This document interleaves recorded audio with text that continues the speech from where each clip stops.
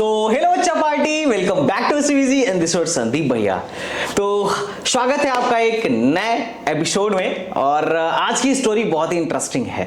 मुझे पता है कि आप में से बहुत सारे लोगों को यही लगता है कि आईआईटी जाने के लिए एक्सपेंसिव बुक की रिक्वायरमेंट है, well trained and experience teacher के भरोसे ही सिर्फ आईआईटी में सिलेक्शन हो सकता है, उसके बजाय उसके बिना तो सिलेक्शन इम्पॉसिबल है। आप में से बहुत सारे लोग सोचते हैं। अक्सर मैं यूपी बोर्ड के छात्रों से जब मिलता हूं तो बोलते हैं सर हमारे स्कूल में तो ढंग के टीचर ही नहीं है, सर हम तो एनसीईआरटी भी, वो लोग तो हमें एनसीईआरटी भी ढंग से नहीं पढ़ा पाते हैं, हम कैसे आईआईटी क्रैक करेंगे। बहुत सारे यूपी बोर्ड के बच्चों से मिलता हूं और वो बहुत सारी बातें बताते हैं, बहुत सारी अपनी समस्याएं बताते हैं जो कि जेन्युइन भी है कि ठीक है, मान लिया तुम्हारे स्कूल में ढंग की पढ़ाई नहीं होती है, मान लिया तुम बड़े इंस्टीट्यूट को अफोर्ड नहीं कर सकते हो, आपके पेरेंट्स के फाइनेंशियल कंडीशन उतनी अच्छी नहीं है, मान लिया कि जो अच्छी किताबें आ रही हैं शायद आपको लग रहा है कि सिर्फ इंग्लिश मीडियम में ही आ रही हैं और आपको इंग्लिश उतना अच्छा नहीं आ रहा है, तो आप हिंदी में किताबों को कैसे पढ़ोगे। ये सारी समस्याएं एक यूपी बोर्ड के स्टूडेंट के साथ हो सकती हैं या उस स्टूडेंट के भी साथ हो सकती हैं जो यूपी बोर्ड से नहीं है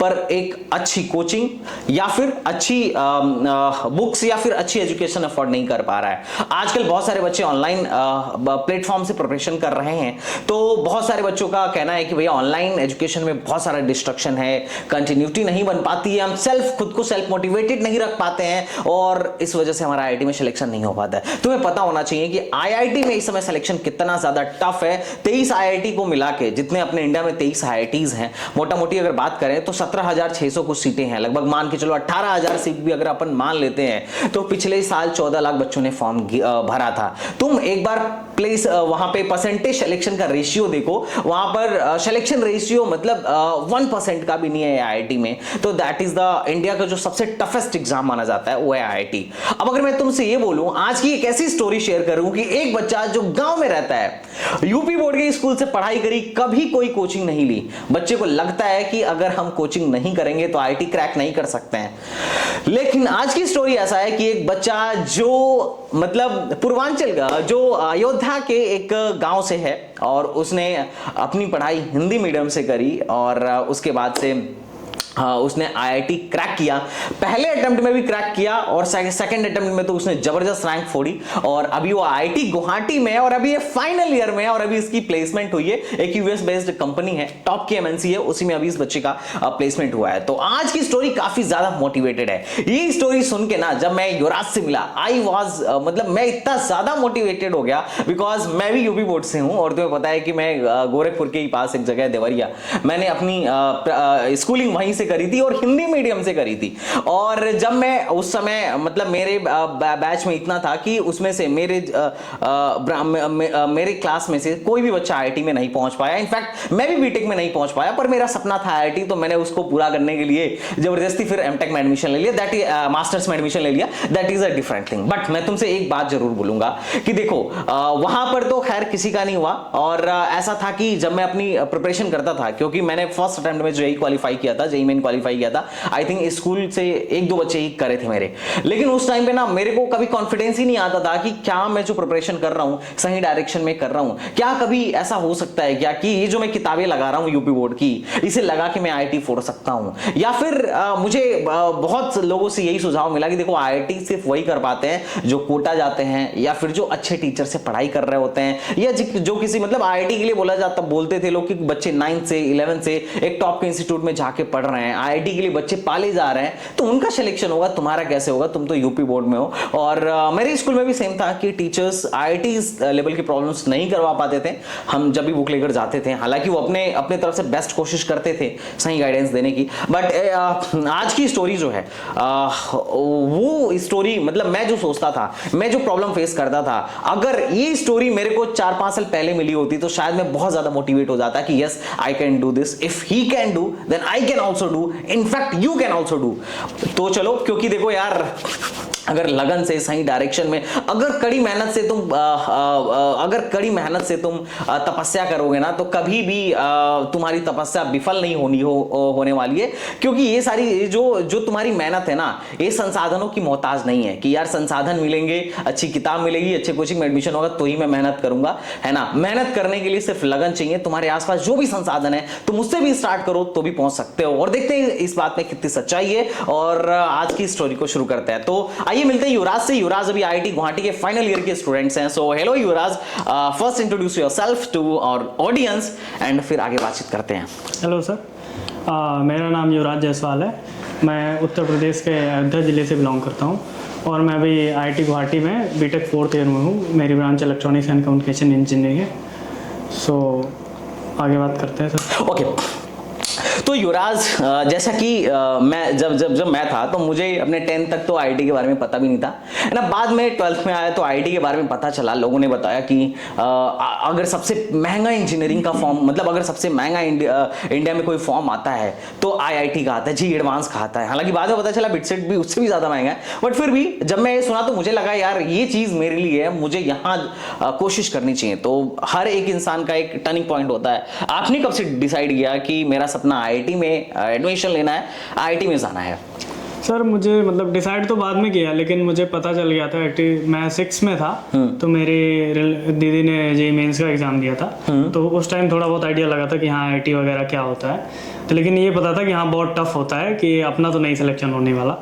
तो फिर बाद में फिर धीरे धीरे 10वीं में 9th 10th अच्छे से पढ़ा। 10वीं में मेरे आगे कुछ 88.33%। तो फिर एक लोगों ने सजेस्ट किया कि ये मतलब आईआईटी, मेरा प्लान था कि 10th के बाद मैं बीएससी करूँगा, फिर यूपीएससी वगैरह करूँगा। तो फिर किसी ने सजेस्ट किया कि फिर तुम्हारी मैथ वैथ अच्छी है, तुम आईआईटी वगैरह भी कर सकते हो। तो फिर मैंने उसके बारे में थोड़ा रिसर्च वगैरह करना शुरू किया। तो मैंने फिर 11वीं 12वीं अपने गवर्नमेंट स्कूल से पढ़ाई करी है। तो जब मैं 11वीं में था तो उस टाइम मैं गवर्नमेंट स्कूल में जाता था। तो गवर्नमेंट स्कूल में यूपी बोर्ड का आपको पता ही होगा कि कैसा हाल रहता है। टीचर उतने अच्छे से पढ़ाते नहीं हैं, कुछ टीचर भी नहीं होते, जो होते हैं वो भी ढंग से नहीं पढ़ाते हैं। तो फिर मैंने स्कूल जाना बंद कर दिया। मतलब वीक में 1-2 दिन जाता था और खुद से जो है अपने रूम पे पढ़ता था घर पे। तो उस टाइम हमारे यूपी बोर्ड में एनसीईआरटी नहीं लगती थी, अब तो एनसीईआरटी लगने लगी है। तो फिर मैं जो भी हमारी बोर्ड की बुक लगती थी वो मैं बुक खुद से पढ़ के एक चैप्टर पढ़ के एग्जाम्पल, न्यूमेरिकल और उस बुक के लास्ट में आईआईटी के क्वेश्चन होते थे, वो सब मैं खुद से एक क्वेश्चन लगाता था। तो फिर उस 11वीं मैंने खुद से पढ़ने के बाद जो है वो मेंस का पेपर रखा था घर में। पहले ऑफलाइन होता था पेपर, तो हमारे घर में पेपर था 2015 मेंस का। तो वो पेपर मैंने लगाया तो 90 क्वेश्चन में से मैंने 35 क्वेश्चन बना लिए। तो फिर मुझे कॉन्फिडेंस आया कि हाँ, अभी मेरे को एडवांस के बारे में नहीं पता था, अभी पता था कि हाँ जेईई मेंस होता है कुछ। तो मैंने जो है जेईई मेंस के मतलब 35 क्वेश्चन बनाए। तो फिर थोड़ा कॉन्फिडेंस आया कि हाँ एग्ज़ाम निकाला जा सकता है। तो फिर मैंने फिर 12th पढ़ाई करी अच्छे से, खुद से सारी किताबों को लगा के। तो फिर मैंने 12th के साथ अपना जेईई दिया। तो मुझे बिल्कुल उम्मीद नहीं थी, मतलब मैं सोच रहा था कि जेईई मेंस में क्वालिफाई हो जाऊँ, 2.5 लाख के अंदर रैंक आ जाए ताकि मैं एडवांस देने का मौका मिल जाए। तो जेईई मेंस में मेरी 2200 रैंक आ गई, 2218। क्या बात है। तो फिर लगा कि हाँ अब थोड़ा कॉन्फिडेंस और आया कि हाँ करा जा सकता है अब। तो फिर मैंने एडवांस के लिए आपने प्रिपरेशन के लिए, जैसे आपने पहले जेईई मेन की बात करी कि मैं जेईई मेन की प्रिपरेशन कर रहा था, सोच रहा था 2.5 लाख के अंदर भी रैंक आ जाए, तो आपने बुक कौन सी फॉलो करी? बुक क्योंकि अभी क्या है कि देखो यूपी बोर्ड, जैसा कि मैंने जो फील करा है, मैं यूपी बोर्ड से था, तो मार्केट में ना मतलब कोई बहुत अच्छी, जैसे लोग बोलते थे, मैंने वीडियो देखता था कि फिजिक्स किसकी पढ़ूं, लोग कहते थे एससी वर्मा लगाना चाहिए, आयरोडोप लगाना चाहिए, सब अंग्रेजी की किताब थी, हॉलीडे रेंस की लगाओ, सिंगेज लगाओ, सब अंग्रेजी की किताब थी। तो थोड़ा सा दिमाग घूमता था कि कौन सी किताब लगाई जाए। वैसे खैर आपने कौन से बुक से प्रिपरेशन करी? क्योंकि मतलब किताबों के लिए मैंने भी ढूंढना शुरू किया था, तो वही इंग्लिश वाली दिक्कत आ रही थी क्योंकि हिंदी मीडियम से था, तो किताबें मिल नहीं रही थी हिंदी में अच्छी किताबें। तो बोर्ड की हमारी जो किताब थी वो काफी, उसमें अच्छी बात ये थी कि हर चैप्टर के बाद जो है फिजिक्स में कौन सी किताब आपने? फिजिक्स में कुमार मित्तल की एक किताब आती है यूपी बोर्ड में। आप ये मतलब ये थोड़ा सा ऐसा, कुमार मित्तल मतलब ये बचपन की बात है, आपको शायद नहीं पता हो, बट आपके जो एल्डर्स हैं उनको पता होगा, है ना। कुमार मित्तल एक ऐसी किताब थी जो वैसे तो लोग कहते थे कि बड़ा निचले दर्जे की किताब है फिजिक्स की, क्योंकि ये बोर्ड में लगती थी। मतलब जो यूपी बोर्ड से पढ़ रहा है उसकी स्कूल वाले लगवाएंगे कुमार मित्तल, ठीक है। तो वो किताब ऐसी थी, लेकिन उसमें इन्होंने सही बोला कि पीछे जो होती हैं जेईई के क्वेश्चंस रहते थे। अब हमारे स्कूल के टीचर ना उसके ऑब्जेक्टिव सब्जेक्टिव वगैरह क्वेश्चन करवा देते थे, पर जो कॉम्पिटिटिव क्वेश्चन होते हैं वो कभी नहीं करवाते थे। लेकिन वो किताब मजेदार किताब थी, मैंने भी उससे पढ़ाई करी और सही था। तो आपने उससे कैसे प्रिपरेशन करी कुमार मित्तल से? मैंने सिंपल जो एक चैप्टर उठाता था पूरा लाइन टू लाइन उसको पढ़ता था। हाँ। उसके बाद फिर उसके जो भी एग्जाम्पल होते होते थे, सॉल्व एग्जांपल वो लगाता था, फिर उसके बुक के जो न्यूमेरिकल होते थे, ऑब्जेक्टिव सब्जेक्टिव वो लगाता था, और फिर जो है आईआईटी के जो लास्ट में क्वेश्चन होते थे वो लगाता था। तो कुछ क्वेश्चन फंस जाते थे तो उनको लेके मतलब 1-2 हफ्ते में ऐसे सोचता रहता था, किसी पूछता रहता था, तो कहीं ना कहीं से मतलब खुद से करते करते आ जाता था, बन जाते थे क्वेश्चन। तो कुछ नहीं भी बनते थे लेकिन क्वेश्चन बनने लगे थे धीरे धीरे आईआईटी वाले, तो फिर वहां से थोड़ा कॉन्फिडेंस आना शुरू हुआ। तो मैं ऐसे ही बुक से ही पूरा पढ़ता था कि मतलब मैथ्स के लिए क्या फॉलो किया? मैथ्स के लिए वही लगती थी, हर्षरूप शर्मा करके होती थी। अरे भाई मतलब मैं तुम्हें बता रहा हूँ, हर्षरूप शर्मा, उस किताब को लोग ऐसा बोलते थे कि मतलब क्या बोलते हैं, रट्टू टाइप की किताब है, लेकिन मतलब बहुत ट्रेडिशनल किताब बोलते थे, तुम सोच भी नहीं सकते। उस किताब को एक बार देखो, हर्षरूप उठाओ, कुमार मित्तल उठाओ, यूपी बोर्ड की किताब उठाओ, और लोग एडवांस किताबें खरीदते हैं कि अरे बहुत बड़ी बड़ी किताबें खरीदते, और तुम सोच भी नहीं सकते हो कि this guy can qualify the JEE advance with the help of basic books of UP board. मतलब ये तुम सोच भी नहीं रहे हो कि he is telling such a big thing, कि मतलब हम लोग, मैं अपनी बात बताऊं तो मुझे इन किताबों पे भरोसा ही नहीं था। हर्षरूप तो हमें सिर्फ बोर्ड के लिए लगाता था। हर्षरूप, मैं भी यूपी बोर्ड का हूं, तो हर्षरूप हमने बोर्ड्स के लिए लगाए थे, और बाकी तो जेईई मेन के लिए अलग से किताबें लगाया, फिर भी सिलेक्शन नहीं हुआ। And he guys do the basic books, मतलब अच्छे से उन्हीं किताबों को इसने बहुत अच्छे से करा होगा, मेरा जहां तक मानना है, क्योंकि कर तो हर यूपी बोर्ड का बच्चा रहा है, बट फिर भी कहां सिलेक्शन हो रहा है। बट अगर उस किताब को पढ़ के इसका सिलेक्शन हुआ, इसका मतलब इसने उन किताबों के डीप मीनिंग को समझा। Every problems he have to solve, इसने सारे प्रॉब्लम्स को सॉल्व करा होगा एंड ऑल द थिंग्स। तो कैसे उन सारे बुकों को कैसे करा, सारे प्रॉब्लम कर डाले या सिर्फ जैसे हम बोर्ड के लिए करते हैं वैसे कर डाला? नहीं, मैंने मतलब उस बुक को एक एक लाइन पढ़ा। मुझे अभी भी याद है कि कोई चैप्टर याद आता कि ये न्यूमेरिकल कौन से लेफ्ट वाले पेज पे या राइट वाले पेज पे, मैंने इतना डिटेल में एक एक लाइन, एक एक क्वेश्चन, पूरा लाइन बाय लाइन पढ़ा है बुक को, एक एक क्वेश्चन अच्छे से डिटेल में लगाया है। तभी मेरे को याद आता है कि हाँ, केमिस्ट्री का जैसे कि ये इक्वेशन, ये जो इक्वेशन कहाँ पे लिखी है, ये कंपाउंड कौन से लेफ्ट पे, राइट पे, कितना नीचे, तो अभी में मेरे को याद आ जाता कि हाँ यहाँ पे बुक में लोकेशन, और इतना डिटेल में मैंने पढ़ा है उससे। बोर्ड के टाइम पे आपने उस किताब से पढ़ी, हाँ। और उससे पढ़ने के बाद क्या लगा, कितने क्वेश्चन उन सब किताबों से मैच कर रहे हैं आपके जेईई मेन या जेईई एडवांस में? मेंस में तो मैच कर रहे थे मेरे, मतलब केमिस्ट्री में स्पेशली जो होते हैं कि आपको जैसे इनऑर्गेनिक केमिस्ट्री के क्वेश्चंस होते हैं कि आपको कुछ क्वेश्चंस होते हैं कि ये पता है तो पता है, नहीं पता तो नहीं पता, फैक्ट बेस्ड क्वेश्चन होते हैं वो। तो वो मेमोरी बेस्ड क्वेश्चन कि हाँ ये कंपाउंड है, इसका नाम क्या है, तो वो आपको पता होना चाहिए। तो वो काफी सारे मैच कर गए थे उससे, मतलब 3-4 क्वेश्चन मेरे को अभी तक याद है कि मेंस में मैच किए थे। ओके। और रैंक कितनी आई थी पहली बार मेंस में? 2200? हाँ, 2218। 2218। और जे एडवांस में क्या रैंक थी? जे एडवांस में फिर मैंने, जे एडवांस के लिए मैं उतनी खास प्रिपरेशन नहीं कर पाया था, तो मेरी उसमें 8572 रैंक आई थी। अब गाइस मैं बता दूं, 2218 रैंक मतलब तुम समझ लो, तुम्हें इसमें एनआईटी ट्रिची, वारंगल, सूरतकल, राउरकेला, इलाहाबाद, कालीकट, टॉप के जितने भी एनआईटीज के तुम नाम जानते हो ना बेटा, इन सब में 2200 रैंक पे एडमिशन हो जाता है, और 8000 रैंक इन जेईई एडवांस। और इट्स आल्सो गुड। जो ओल्ड आईआईटीज है, अगर तुम गुवाहाटी तक बात करो तो यहाँ पर तुमको कोर ब्रांच मिल जाएगा। जो न्यू आईआईटीज में उसमें हो सकता है जैसे तुम्हारा आईआईटी भिलाई हो गया, आईआईटी जम्मू हो गया, इनसे में तुम्हें कंप्यूटर साइंस जैसे ब्रांचेस भी मिल जाएंगी, तिरुपति वगैरह में कंप्यूटर साइंस से उससे रिलेटेड ब्रांचेस भी मिल जाएंगी। और बाकी की जो आईआईटीज हैं जैसे धनबाद हो गया, बीएचयू हो गया, और मीडियोकर आईआईटीज जो हैं उनमें तुम्हें एक ठीक ठाक ब्रांच देखने को मिल सकता है। सर्किटल ब्रांच तक भी तुम्हें मिल सकता है अगर तुम ठीक से काउंसलिंग कर रहे हो तो फिर लिया क्यों नहीं फर्स्ट अटेम्प्ट में? मुझे ऐसा लगा, मतलब मुझे तो एक तो था कि एनआईटी मेरे को पता नहीं था, मेंस में मेरी रैंक आई थी। अच्छा, एनआईटी पता ही नहीं था? एनआईटी पता ही नहीं था कि एनआईटी जैसा कॉलेज होता है। Okay. तो फिर पता चला कि हाँ एनआईटी भी है। तो फिर मैंने सोचा कि लेकिन तैयारी तो आईआईटी को सोच के किया था, अब उससे नीचे क्यों जाना। तो फिर मैं एडवांस में मैंने, मतलब मुझे लग रहा था कि मैंने इतना अच्छा अपना नहीं दे पाया हूँ, तो इतनी रैंक मेरी आ गई है, तो एक ट्राई और करता हूँ, अपना बेस्ट देके एक बार ट्राई करता हूँ कि अगर इतनी रैंक आ गई हो सकता है इंप्रूव हो जाए, और नहीं तो हो सकता है इतनी तो आ ही सकती है। तो फिर मैंने फिर 12th के बाद ड्रॉप लिया, और एक साल फिर मैंने जेईई की प्रीवियस ईयर क्वेश्चंस वाली बुक आती है 40 ईयर वाली, अच्छा, वो सब मंगा ली। वो हमने भी लगाई थी, वो तीनों सब्जेक्ट की मंगा ली, जेईई एडवांस की। अच्छा। फिर मैं पूरा प्रॉपर जेईई एडवांस की प्रिपरेशन करने लगा, मेंस की नहीं करता था। तो वही मैं 40 ईयर लगाता था, 40 ईयर, हर चैप्टर वाइज सारे क्वेश्चन लगाता था, और टेस्ट रेगुलरली देता रहता था, चैप्टर वाइज टेस्ट देता रहता था, मॉक टेस्ट प्रीवियस ईयर देता रहता था। मतलब वेबसाइट से आपको मिल जाएंगे, हाँ, जो है प्रीवियस ईयर, और फ्री के वेबसाइट्स होते हैं बहुत सारे। अब तो एनटीए भी टेस्ट दे रही है, सारे पीवाईक्यूज का टेस्ट एनटीए पर फ्री है, जाओ करो। हाँ, एनटीए मेंस का मैंने एनटीए से भी कुछ टेस्ट दिए थे। तो ड्रॉप लेने के टाइम पे मैंने बस टेस्ट लगाया और पीवाईक्यू ही लगाए हैं, यही किया है। अब गाइस तुम देख रहे हो विडंबना, हमारे पूर्वांचल की माटी में ऐसे ऐसे बच्चे होते हैं जो तुम सोचो कि मतलब बिना किसी मतलब हाई फाई वाली चीज, बिना किसी बड़ी कोचिंग, आपने कभी कोचिंग ज्वाइन करी नहीं। जेई मेन से एडवांस के प्रोफेशन के लिए, ऑनलाइन या ऑफलाइन? नहीं, मतलब ऑनलाइन ऑफलाइन कोई सा भी? ऑनलाइन गया था मैं, मतलब एक दो हैं जैसे वेदांतु वगैरह है। हाँ। लेकिन दिक्कत ये हो रही थी कि वो इंग्लिश में सब पढ़ाते थे। हाँ। और मैं था प्योर हिंदी मीडियम से। हाँ। तो मान लो टर्म्स जो होती है वो तो इंग्लिश में, तो वो मुझे नहीं समझ आती थी। मान लो कोई हिंदी में बोला लेकिन टर्म्स इंग्लिश में हो तो फिर भी नहीं समझ आता था, तो फिर मैं वापस आ गया, वापस वही किताबों को पढ़ने लगा फिर से। तो उन्हीं से तैयारी करी थी। तो देखो, बिना किसी संसाधन के, बिना किसी कोचिंग से और बेसिक किताब पढ़ के, बेसिक जो बोर्ड में लगता है, इन्होंने आईआईटी क्रैक कर दिया।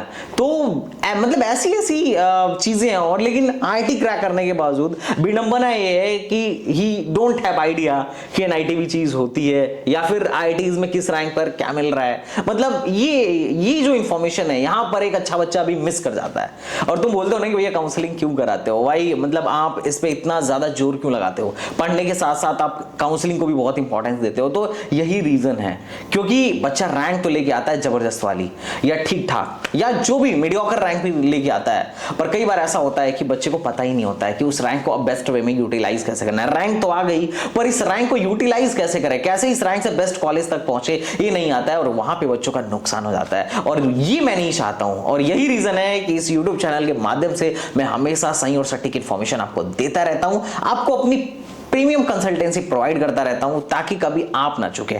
ओके, तो एक सवाल जो मैं पूछना चाहूंगा, क्योंकि देखो जो मैं इमेजिन कर सकता हूं कि अगर एक बच्चा यूपी बोर्ड की किताब से पढ़ रहा है, अब तुम ये मान के चलो 90% केस में जो मैं सोच पा रहा हूं, क्योंकि मैं उसी माटी से हूं, he is from Ayodhya and उससे आगे ये गोरखपुर, और गोरखपुर मंडल में ही एक जिला आता है देवरिया, मैं उधर उसी जिले से बिलोंग करता हूं।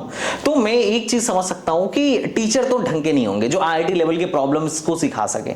ठीक है, कोई टीचर जो होता है ना कि कोचिंग ज्वाइन कर लिया, या फिर स्कूल का टीचर भी क्या कर रहा है, हेल्प कर रहा है आईआईटी क्रैक करने में, तो ज्यादातर टीचर इतने, हालांकि वो अपना एफर्ट देते हैं, मैं मना नहीं कर रहा, अब जैसा भी हो उनका, लेकिन उस लेवल के टीचर्स, मतलब वो चीज कहीं ना कहीं बच्चा एक मिस करता है। तो आपका रूटीन क्या रहा, आप कितना घंटा पढ़ते थे? क्योंकि टीचर है, एक प्रॉब्लम आप सॉल्व कर रहे हो, नहीं सॉल्व हो रहा है, टीचर है 2 मिनट में बता देगा, पर आप अगर खुद से पढ़ रहे हो तो उसी चीज को पढ़ने में बहुत टाइम लगता है। तो आपका रूटीन क्या था, आप एक दिन में कितनी पढ़ाई करते थे? मेरा रूटीन ऐसा था, मैंने स्कूल जाना जब बंद किया तो उसके बाद फिर मैं मतलब 11 बजे दिन में बैठता था लेके, जो भी मतलब मेरा ये टारगेट नहीं होता था कि कितने घंटे मेरे को पढ़ना है, मैं एक फिक्स टारगेट लेके चलता था कि मेरे को आज के 10-15 क्वेश्चन लगाने हैं या इस चैप्टर का इतना पढ़ना है मेरे को, तो वो मैं उस दिन में कंप्लीट करता था, मतलब जितना भी टारगेट है मेरा।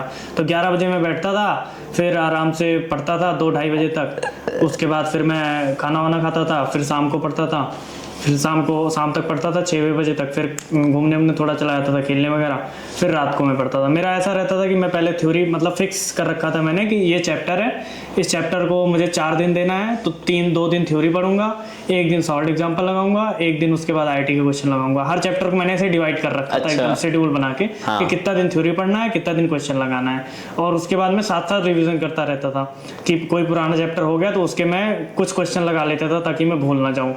तो ये था मेरा शेड्यूल। ओके, देखो शेड्यूल तो मैं जो देखता हूँ, हर बच्चा शुरू में जो उसमें शेड्यूल बनाता है, और लेकिन फॉलो कोई नहीं कर पाता है 2-3 दिन तक, जब तक मोटिवेशन रहता है बच्चा काम करता है, और उसके बाद वो छोड़ देता है, फॉलो करना छोड़ देता है। उसके पीछे का 2 रीजन है। पहला, बच्चे को अपने शेड्यूल पे ही कॉन्फिडेंस नहीं होता है कि इस शेड्यूल से मैं आईआईटी क्रैक कर पाऊंगा कि नहीं, और दूसरा, बच्चा कहीं ना कहीं थोड़ा सा इरेगुलरिटी दिखाने लगता है, केयरलेस थोड़ा सा होने लगता है, और अपने शेड्यूल को ही भूल जाता है। तो आप जो शेड्यूल बनाए थे, क्या आपको लग रहा था, मतलब उस टाइम पे कॉन्फिडेंस था कि आप उस शेड्यूल से पक्का आईआईटी क्रैक करने वाले हो? मुझे ये नहीं पता था तब, जब मैं 11वीं में पढ़ना स्टार्ट किया था खुद से, मुझे ये करना था कि स्कूल में टीचर कोई था नहीं, तो मुझे एटलीस्ट ये अपना बेसिक स्ट्रॉन्ग करना था अच्छे से, जो भी मेरे पास अवेलेबल चीज़ें हैं। तो मैं ये चीज़ दिमाग से निकाल चुका था कि कोई मुझे समझाएगा तो मुझे समझ आएगा, कोई मुझे टीचर समझाएगा तो मुझे समझ आएगा, मैं नई चीज़ खुद से भी पढ़ सकता हूँ। तो ये मैंने चीज़ खुद से क्रैक करी कि बुक को बार बार 2-3 बार एक ही चैप्टर पढ़ा, तो धीरे धीरे कुछ चीज़ें पहली बार में समझ आई, कुछ चीज़ें दूसरी बार में समझ आई, तो वो मैं करता था। और शेड्यूल का ये था टारगेट का कि मैं ऐसे घंटों के हिसाब से टारगेट नहीं रखता था कि मेरे को आज 6 घंटे पढ़ना है। तो उसमें क्या होता है कि आप नहीं पढ़ पाए, तो आपको डिमोटिवेशन होगा कि अरे मेरा टारगेट कंप्लीट नहीं हुआ। तो मैं रखता था कि हाँ मेरे को इतने क्वेश्चन लगाने हैं या इतने मान लो उतने से कम भी हो गए या इतना चैप्टर मेरे को कवर करना है, तो वो मैं करता था। और मेरे पास ऑप्शन नहीं था दूसरा कि मैं थोड़ा डल पड़ जाऊं या थोड़ी काम ना करूं, पढ़ाई ना करूं। मेरे पास ऑप्शन नहीं था, क्योंकि मैं अगर नहीं पढ़ता, स्कूल में भी कोई नहीं पढ़ा रहा था, तो मेरे को 11 तो मेरा बेकार ही हो जाता। मेरे को खुद से ही पढ़ना था, ये चीज़ मेरे को शुरू से ही क्लियर थी, तो मैं उसी हिसाब से पढ़ता था अपना। इंसान की असलियत काबिलियत भी तभी निखर के आती है जब उसे लगता है कि अब लाइफ में कोई ऑप्शन नहीं बचा, जो करना है खुद से करना है। अच्छा, एक चीज जो मैंने फेस किया कि जैसे हम लोग पूर्वांचल से हैं, तो पूर्वांचल में क्या होता है कि जैसे एक बच्चा पढ़ना शुरू करता है, तो फिर अगर मान लीजिए वो लगातार पढ़ रहा है, तो आसपास वाले या बाकी लोग बड़ा कमेंट मारना शुरू करते हैं कि अब तो कलेक्टर ही बन जाएगा भाई, है ना, अरे आप तो डीएम साहब बन गए, या फिर आप तो ये बन गए। हालांकि वो मजे लेते हैं। तो इससे क्या होता है, बच्चे के अंदर ना डिमोटिवेशन आता है। जैसे हमारे टाइम में क्या था ना कि दो चीजों का बड़ा चाल चलन था, एक आईटीआई और एक डिप्लोमा। और तो मेरे जो दोस्त थे 12th में, कुछ आईटीआई करने चले गए और कुछ थोड़ा इंजीनियरिंग में जिनका मन था वो डिप्लोमा करने चले गए। सो आपके 12th में ऑलमोस्ट लगभग आपकी कक्षा 12 में कितने बच्चे रहे होंगे क्लास 12th में? ऑलमोस्ट दोनों सेक्शन मिला के मैथ बायो 400 रहे होंगे। 400। तो बाकी स्टूडेंट्स का क्या हुआ? क्योंकि ज्यादातर मैंने देखा जो पूर्वांचल में माइंडसेट बड़ा अलग है। लाइक कि वो सोचते हैं कि बीटेक करके क्या होगा, 20-25 हज़ार की 10-15 हज़ार की लोग नौकरी कर रहे हैं, बेरोजगार घूम रहे हैं। लेकिन उन्हें, मुझे जहाँ तक लगता है, उन्हें कुछ भी आइडिया नहीं है कि बीटेक जो एक ऐसा प्रोग्राम है जो बहुत सारे रास्ते आपके लिए खोल देगा। लाइफ में बहुत सारी चीज़ें, एक बार आप बाहर निकल के देखिए, फिर आपको पता चलेगा कि मामला सिर्फ बीटेक तक का ही नहीं है। बीटेक से आगे बहुत सारी चीज़ें हैं जो आप आगे कर सकते हो, बहुत अच्छा करियर है। तो क्या माइंडसेट था आपके क्लासमेट्स का, और उसमें से आपके अलावा कोई आईआईटी पहुंचा हो या कोई अच्छे पोजीशन पे पहुंचा हो? प्लीज़ अगर हो तो बताएं। मेरे क्लास में ऐसा था, ज़्यादातर तो कोल ही नहीं था कोई, क्योंकि गवर्नमेंट स्कूल में जो आते थे पढ़ने उनका कोई वो ही नहीं था। उनका 12th पढ़ना है, उसके बाद बीएससी करना है, बीए करना है। और कुछ जो सीरियस थे वो उनका ऐसा था कि उनको के लिए एसएससी वगैरह करना था, किसी को एसएससी करना था, यूपीएससी करना था, एनडीए वगैरह की तैयारी कर रहे थे कुछ लोग, नेवी वगैरह की। तो कुछ लोगों का हुआ है, नेवी में हुआ है, एनडीए में हुआ है। और बाकी इस तरफ तो किसी का मतलब टेक्निकल फील्ड में जाने का किसी का नहीं था कि आईआईटी करना है या कुछ करना है। एक आध लोगों का था, लेकिन उनका हुआ नहीं, गए थे तैयारी करने। और बाकी मेजॉरिटी का तो यही था कि कोई गोल ही नहीं है, कुछ करना ही नहीं है, जैसे चल रहा है चलने दो। तो और लोग तो एसएससी वगैरह ये सब कर रहे हैं। अभी साथ के मेरे दोस्त हैं एसएससी वगैरह की प्रिपरेशन कर रहे हैं। मेरे साथ के भी अभी हैं, अभी भी एसएससी की प्रिपरेशन कर रहे हैं। हालांकि मैं बोलूँगा यार, देखो गवर्नमेंट जॉब बड़ा कम है, फाइट बहुत ज़्यादा है। तो हमेशा सही करियर का चुनाव बहुत सोच समझ के लीजिएगा, अदरवाइज हमेशा समस्या होगी। ओके, तो ये चीज़ तो देखो पूर्वांचल में मेरा जो मानना है यार, देखो माइंडसेट ही ऐसा है। आधा जनता, अगर यकीन ना हो तो आप सर्वे करके देख लो, 10 गवर्नमेंट स्कूलों में घूमो जो यूपी बोर्ड के हैं, इनफैक्ट सीबीएसई बोर्ड में भी घूमो, गांव के जो हैं, एक बार उन वहाँ के बच्चों का माइंडसेट पढ़ने की कोशिश करो और देखो कि उनका क्या गोल है। Most of the candidate goal less मिलेंगे। वो सिर्फ उनका माइंडसेट जो है सिर्फ इस बात पे डिपेंड करेगा कि जो चाचा कह देंगे वो कर लूंगा, जो नाना कह देंगे वो कर लूंगा। मतलब उनको कोई बताएगा तब वो करेंगे। उन्होंने पहले से कुछ एम्बिशन नहीं बना के रखा है और ना ही उस गोल को अचीव करने के लिए काम कर रहा है। कुछ लोग हवाबाजी में बोलते हैं कि मैं ये बनूंगा वो बनूंगा, लेकिन उस हवाबाजी के लिए उन्होंने जो गोल बोला उसके लिए वो काम भी नहीं कर रहे होते हैं, बस ऐसे ही कह देते हैं। तो ये बहुत बड़ी समस्या है पूर्वांचल की, अपने उत्तर प्रदेश की। मुझे लगता है आपको इनसे सीखना भी चाहिए और आपको अपने गोल पर ध्यान भी देना चाहिए। तो फाइनली आपकी जेईई एडवांस में जो सेकंड बार आपने दिया था, पहली बार में तो इनकी 8000 मतलब 8800 के आसपास रैंक थी, सेकंड टाइम में क्या रैंक आई? सेकंड टाइम में तो मेरी आई 3600 के आसपास रैंक। और मेंस मैंने दिया था, एक ही अटेम्प्ट दिया था। उस साल 4 अटेम्प्ट हुए होंगे आपको पता हो तो 2021 में, लेकिन मैंने एक ही अटेम्प्ट दिया था। और उसमें ये हो गया था कि मैं जब एग्ज़ाम में पहुंचा तो अजीब सा पेट में दर्द, मतलब तबीयत ख़राब हो गई थी, पेट में दर्द होने लगा था। तो मैं एकदम एग्जाम में हो रहा था कि जल्दी से मैं ख़त्म करके निकलूँ अब, क्योंकि इतना कर लिया था कि मेरे को लगा था कि क्वालिफाई तो हो जाऊंगा एडवांस के लिए, क्योंकि एक बार मेंस निकाल रखा था। तो मेरे को ये नहीं था कि बहुत अच्छी रैंक लानी मेंस में, हाँ या कह सकते हैं। तो फिर मैं मेंस दे के चला आया। तो फिर मैं फरवरी में दिया तो उसमें मेरी 16000 रैंक आई। तो मैंने सोचा कि हाँ ठीक है, चलो मतलब मेरे जो कैपेबिलिटी मुझे पता है अच्छी आ सकती थी, लेकिन चलो तबीयत ख़राब हुई तो कोई बात नहीं। तो फिर मैंने एक ही अटेम्प्ट दिया। उसके बाद फिर मैं फरवरी के बाद से एडवांस की प्रिपरेशन में लग गया। फिर मैंने मॉक टेस्ट वगैरह फिर देना शुरू किया, PYQ बहुत सारे लगाए। और उसके बाद फिर एडवांस के मतलब लोग कहते हैं कि टेस्ट वगैरह मतलब एडवांस एक हफ्ते पहले बंद कर दो। मैंने लगातार 3 अक्टूबर को एडवांस था और 2 अक्टूबर तक मैंने 12 टेस्ट दिए लगातार, 2009 से लेके 2009 का पेपर से लेके 2020 तक के पेपर सारे मैंने लगातार लगाए हैं। तो टेस्ट वगैरह देके फिर मैंने एडवांस दिया, तो फिर एक्सपेक्टेशन ज़्यादा थी, मतलब काफ़ी ज़्यादा थी, लेकिन फिर पता चला कि बहुत सारी मैंने गलतियाँ कर दी एग्ज़ाम में, बहुत सारी सिली मिस्टेक्स हो गई। तो फिर 3600 के आसपास रैंक आई। मैं 2000 एक्सपेक्ट कर रहा था, लेकिन चलो कोई नहीं। मेरे 170 के आसपास थे, मैं 200 एक्सपेक्ट कर रहा था, लेकिन वो गलतियाँ होने की वजह से निगेटिव हो गए। तो गाइज उस टाइम पर 170 नंबर पर लगभग 3600 रैंक बनी थी, है ना। ओके गाइज, तो ये 3 की स्टोरी यूपी बोर्ड की किताबों से लेकर आईआईटी गुवाहाटी तक। ओके, तो उसके बाद आपने काउंसलिंग कराई होगी, जोसा की काउंसलिंग, थोड़ा उसके बारे में बताइए। काउंसलिंग में बहुत दिक्कत हुई थी। काउंसलिंग में ऐसा हुआ था कि मैंने फर्स्ट टाइम काउंसलिंग करी थी, तो मुझे पता नहीं था कि उसमें बहुत सारे वो होते कि फ्लोट होता है, स्लाइड होता है, ब्रांचेस कैसे भरनी होती हैं, कॉलेज कैसे भरने होते हैं, तो ये सब पता नहीं था। तो फ़ोन में मैंने देख देख के, लैपटॉप नहीं था तो फ़ोन में ही करता था। तो मैंने ऑर्डर भरा और उसके बाद गलती से मैंने स्लाइड ऑप्शन चूज़ कर लिया। अब स्लाइड क्या होता है कि मान लो आपको कोई कॉलेज मिल गया, आईआईटी गुवाहाटी इसी, आपने अगर स्लाइड चूज़ कर लिया तो नेक्स्ट राउंड में क्या होगा कि उसी कॉलेज में आपकी ब्रांच अपग्रेड होगी। आपने जो चॉइस ऊपर भर रखी है उससे कोई फ़र्क नहीं पड़ता। तो मुझे आईआईटी कानपुर में पता चला इलेक्ट्रिकल भी मिल रही है, आईआईटी रुड़की में इसी मिल रही थी, तो वो सब मैंने स्लाइड चूज़ कर लिया, तो वो सब तो बाहर हो गई। तो मैं इसी पे रह गया, आईआईटी गुवाहाटी इसी, वही एक ही मिली, क्योंकि उससे ऊपर अपग्रेड नहीं हो पाया। अगर मैंने फ्लोट चूज़ किया होता तो आईआईटी कानपुर इलेक्ट्रिकल मिलता। तो काउंसलिंग बहुत इंपॉर्टेंट है। उस टाइम तो मुझे कोई बताने वाला था नहीं, लेकिन अभी जो है बहुत लोग अच्छा यूट्यूब पे बता रहे हैं, जैसे हमारे संदीप भैया हैं, ये काफ़ी अच्छे यूट्यूब पे बताते रहते हैं कॉलेज के काउंसलिंग वगैरह के बारे में। तो ऐसे लोग अब काफ़ी हेल्प करने वाले आ गए हैं, तो अब तो इसकी दिक्कत नहीं है, पहले तो काफ़ी दिक्कत थी। गाइस देखो, तुम सोच सकते हो कि एक बच्चा इतनी मेहनत करके 3300 रैंक लेके आया और बाद में सिर्फ क्या 3600 के आसपास रैंक लेके आया, और बाद में सिर्फ किस बात का दुख रह गया कि साला काउंसलिंग में गड़बड़ हो गया, थोड़ा और अच्छा हो सकता था। मतलब ये काउंसलिंग ऐसी चीज़ है ना जो कई बार इंसान के इतने सारे मेहनत का भी मटिया मेट कर देती है। क्योंकि अगर एक बार जोसा सिर्फ एक बार भरने का चांस देता है, मतलब आईआईटी में अगर जाना है तो काउंसलिंग का चांस एक बार मिलता है, और उसमें आपको चॉइस फिलिंग भी फिल करने का सिर्फ एक ही बार मौका मिलता है। अगर आपने एक बार जो चॉइस भर दी, लगभग 6 राउंड तक चलता है जोसा, पिछली बार 5 राउंड का हुआ था, 6 राउंड में वही चॉइस चलेगी, आप बाद में चेंज नहीं कर सकते हो। और मैंने अच्छे अच्छे लोगों को देखा है जो पहले राउंड के बाद जब कॉलेज मिलता है तब ध्यान जाता है कि अरे यार ये तो अच्छा था, इसे बुरा वाला ऊपर भर दिया है, या यार इससे अच्छा वाला इसके नीचे डाल दिया है, तो गड़बड़ हो गया है ना।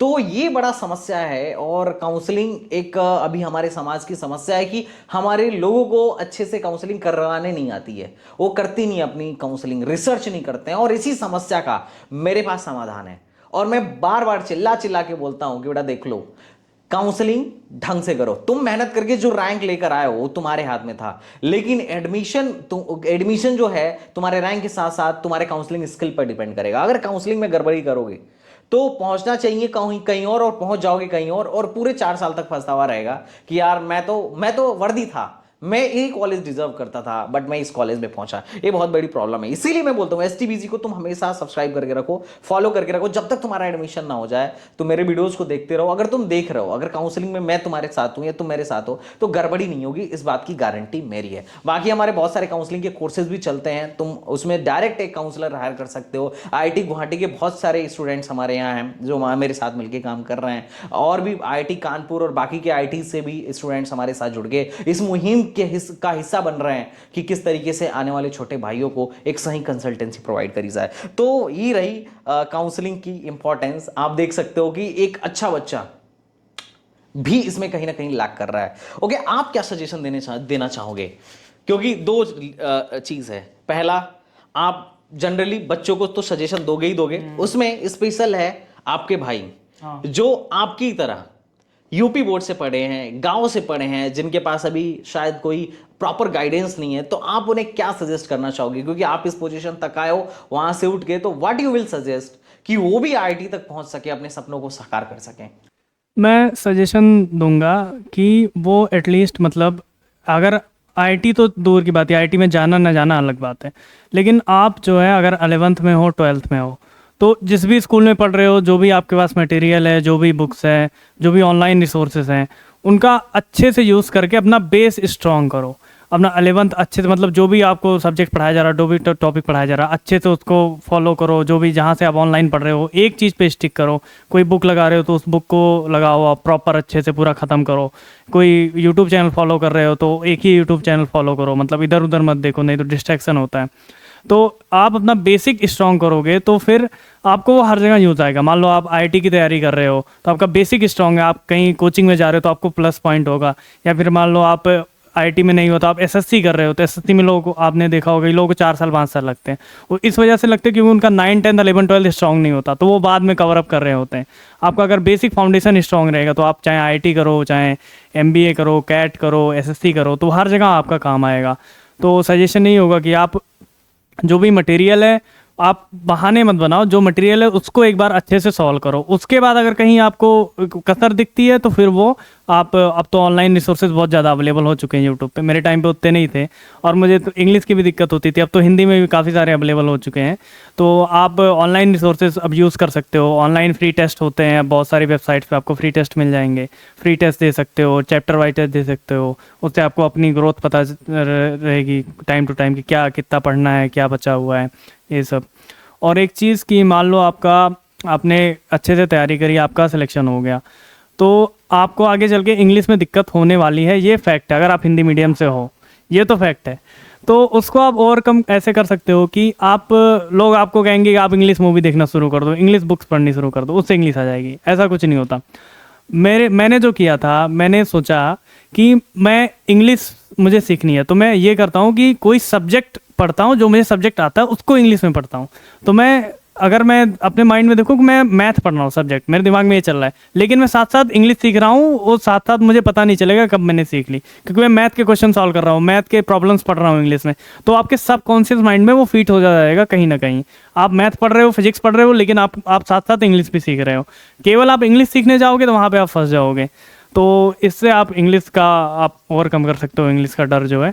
तो आपको कॉलेज में आके दिक्कत नहीं होगी उतनी। मतलब आप जैसे हिंदी में भी, जैसे मान लो फिजिक्स पढ़ रहे हो, तो आपने जैसे टर्म्स जो होती है, जैसे त्वरण है, बल है, तो इसके टर्म्स आप याद रखा करो कि इसको इंग्लिश में एक्सेलरेशन बोलते हैं, इसको फोर्स बोलते हैं। जबकि यूपी बोर्ड की किताब में वो लिखा हाँ, वो लिखा भी रहता है, बल को ब्रैकेट में फोर्स लिखा होता है, त्वरण को लिख देगा एक्सेलरेशन, तो विस्थापन को लिख देगा डिस्प्लेसमेंट। तो आप अगर टर्म्स याद रखोगे तो आपको वो भी दिक्कत नहीं होगी आगे। टर्म्स आपको समझ आ जाएगी, हाँ ये बोल क्या रहा है बंदा, किस चीज़ के बारे में बात कर रहा है, टीचर बोल क्या रहा है, तो वो आपको समझ आ जाएगी। तो इंग्लिश का ये मैं बोलूँगा, ऐसे करो। तो ये बच्चा लोग एक मेरे साथ भी प्रॉब्लम थी, और मुझे लगता है हर यूपी बोर्ड वाले को प्रॉब्लम होती है जब वो कॉलेज में इंटर करता है तो। बट टेंशन मत लेना कि मैंने ऐसे ही लोग भी देखे हैं जिन्होंने पढ़ाई यूपी बोर्ड से करी और जाके मास्टर्स अपना फॉरेन से, यूएस से, यूके से कर रहे हैं, पीएचडी यूएस और यूके से कर रहे हैं, और पढ़ाई उनकी हुई, उनका बहुत, मतलब ऐसा समझ लो प्योर हिंदी मीडियम में, प्योर हिंदी मीडियम से पढ़ के यूएस पहुंच गया बंदा उड़ के। तो इतना टेंशन मत लो, लैंग्वेज तो बैरियर है ही नहीं भाई, अपन टेक्निकल एजुकेशन में है। यहाँ हमारी कोई ग्रामर नहीं चेक कर रहा है, हमारी स्किल को चेक कर रहा है, हमारे माइंड को चेक कर रहा है। ये हम यहाँ पर इस पर ज्यादा फोकस करते हैं। और एक बात मैं बोलूंगा यार, इन्होंने युवराज भाई ने बहुत सही बात बोली कि अगर तुम 9, 10, 11, 12 में हो तो ये सोच के मत पढ़ो कि अरे आईटी फोड़ रहा हूं तो मैं पढ़ रहा हूं। नहीं, तुम चाहे लाइफ में जो भी करना चाहो अपने बेस पर ध्यान देना, 9, 10, 11, 12, खासकर 11, 12, क्योंकि अगर तुम्हारा बेस फाउंडेशन बहुत ही स्ट्रांग है ना, तो तुम चाहे जिस भी फील्ड में चाहो, नहीं आईटी करना है कोई दिक्कत नहीं है, जिसमें भी जाना है, चाहे ग्रेजुएशन में जा रहे हो, पोस्ट ग्रेजुएशन में जा रहे हो, या सरकारी नौकरी की तैयारी करो, तुम जहां जाओगे वहीं फोड़ोगे। रीजन क्या है? क्योंकि एक तो अगर आपका बेस स्ट्रांग है तो आपको मोस्ट ऑफ द चीजें, अर्थमेटिक हो गया, एल्जेब्रा हो गया, और ये सारी चीजें जो हैं आपको ऑलरेडी आती हैं, और यही हर एग्जाम में पूछा जाता है। तो बाकी इंजीनियरिंग के बाद जो एग्जाम्स होते हैं वो अलग बात है, वहां एडवांस मैथमेटिक्स की बात होती है, पर यहां पर भी जो बेसिक कॉन्सेप्ट यूज होता है ना वही यूज होता है। अभी भी बहुत सारे बच्चों का देखता हूं बीटेक करके निकल जाते हैं, पर उनकी कैलकुलेशन स्पीड बहुत लो होती है। रीजन क्या है? क्योंकि उन्होंने बचपन में 9, 10, 11, 12 में घिसाई नहीं, उन्होंने उस घिसाई को जाके अब करा, तो वो माइंड का डेवलपमेंट जो होना चाहिए ना वो हो नहीं पाता है। एक उम्र होती है हर चीज की, तो आप इस चीज का हमेशा ध्यान रखिएगा। आप जिस भी कक्षा में वहीं पर घिसिए, जितना ज्यादा घिस सकते हैं। ये मत सोचिए कि आगे जाके कवर अप करेंगे, क्योंकि वो आगे जाके जब तुम कवर अप करोगे तो तुम समझ लो कि तुम उस टाइम की चीज में अपना नुकसान करके कवर अप कर रहे हो। तो इस बात को हमेशा ध्यान रखिएगा, आप जिस भी कक्षा में हैं वहीं पर खुद को घिसिए, क्योंकि घिसेंगे तभी चमकेंगे। और ऐसा भी नहीं है तुम्हें लग रहा हो कि आईआईटी में आने के बाद से 72 बुरे मिल जाती है, ऐसा नहीं है, आईआईटी में आके भी घिसना पड़ता नहीं पड़ता है कि नहीं? हाँ, ये तो फैक्ट है। ये अगर तुम्हें लग रहा हो कि आईआईटी में आ गया तो अब तो बस मालिश करके सोऊंगा डेली, तो ऐसा नहीं है, यहाँ पे भी घिसना पड़ता है। आईआईटी एक लॉन्च पैड है जो तुम्हें लॉन्च करेगा, प्लेटफॉर्म देगा, बहुत बड़ा प्लेटफॉर्म देगा। यहाँ आके तुम जो करना चाहो कर सकते हो, लेकिन करने के लिए भी तो घिसोगे तब तो करोगे। ऐसा थोड़ी है कि आ गए तो अब आराम से मस्त चिल घूम रहे हैं और प्लेसमेंट हो जाएगा, करोड़ों का पैकेज मिल जाएगा, ऐसा कुछ नहीं है। जो भी पैकेज उठा रहा है, देखो उसकी लाइफ, वो आईआईटी में आके जबरदस्त तरीके से पढ़ाई किया है, तब जाके पैकेज उठा रहा है, यूएस जा रहा है, यूके जा रहा है। तो पूरे लाइफ घिसना है, तब से लेके आईआईटी में आने के बाद भी, है ना। वैसे कॉलेज लाइफ कैसी रही आपकी, कैसा लगा आईआईटी में आके? मतलब कॉलेज लाइफ तो मतलब अच्छी भी रही, खराब भी रही, दोनों सेंस में।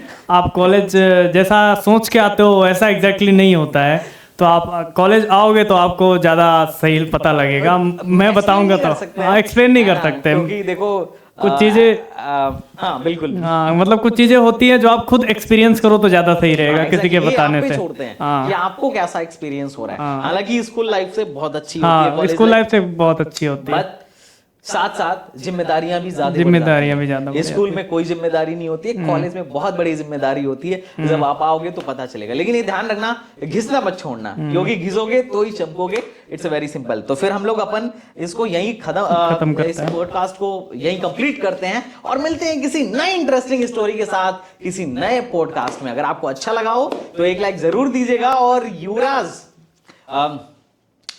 भाई के यार ये जो डेडिकेशन थी ना, ये जो भाई की डेडिकेशन थी, इसके लिए डेफिनेटली हम सबको एक प्राउड फील होना चाहिए। और खासकर जो लोग भी पूर्वांचल में हैं, जो अगर किसी के पेरेंट भी इस पॉडकास्ट को देख रहे हैं, तो मैं बोलूंगा यार आपका बच्चा भी कर सकता है, आप उसे मौका दो, आप उसे सपोर्ट करो। अगर इनके पेरेंट्स इनको नहीं सपोर्ट किए होते तो शायद आज ये भी नहीं यहाँ पर होते। तो आप सपोर्ट करिए, अगर आपका बच्चा पढ़ना चाह रहा है तो पढ़ाइए, क्योंकि ये एक एजुकेशन ही ऐसी चीज है जो आपके घर के परिस्थिति को तुरंत चेंज करके रख देगा। उसके अलावा आप कुछ भी करा लीजिए, मतलब आपकी जो पुश्तें हैं ना वो नहीं चेंज हो सकती, पर एजुकेशन है कि आपके फैमिली से एक लड़का भी बहुत अच्छी जगह निकल गया तो पूरा खानदान का नक्शा ही चेंज हो जाता है। आप इस बात को ध्यान रखिएगा, तो जी जान लगा दीजिएगा अपने बच्चे को पढ़ाने के लिए। And thank you so much, thanks for watching this episode. Thank you दोस्त, थैंक यू सर।